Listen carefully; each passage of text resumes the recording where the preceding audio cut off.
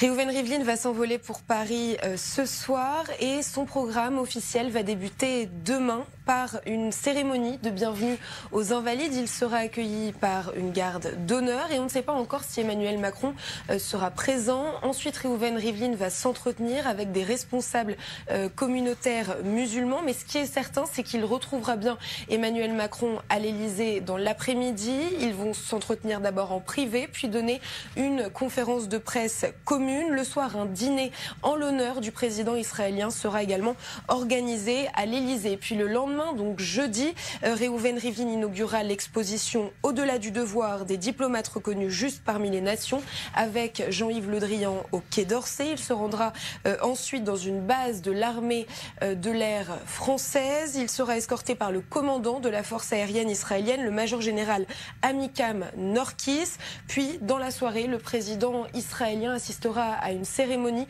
en l'honneur du 70e anniversaire de l'État d'Israël, à laquelle participeront également les responsables communautaires juifs et de hauts responsables français. Puis Réhouven Rivlin reprendra l'avion vendredi matin pour retourner en Israël. Alors, sur le fond, Charlotte Heuser, qu'est-ce que Réhouven Rivlin vient chercher en France? Quel est le but de ce déplacement?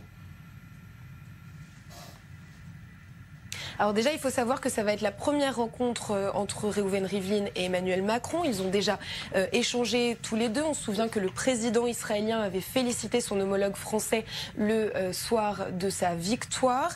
Et il l'avait notamment remercié pour ses positions jugées fortes dans la lutte contre l'antisémitisme. Et d'ailleurs, la lutte contre l'antisémitisme, c'est le sujet qui devrait être abordé lors de ce déplacement, que ce soit avec Emmanuel Macron, mais également avec les responsables communautaires juifs et musulmans, car l'agenda de cette visite n'est pas politique, même si nous sommes en période électorale en Israël. Il faut rappeler que le président israélien n'a qu'une fonction honorifique et pas décisionnaire, et c'est donc une visite qui tient davantage du symbole, également pour rappeler que les liens entre la France et l'État hébreu sont très forts.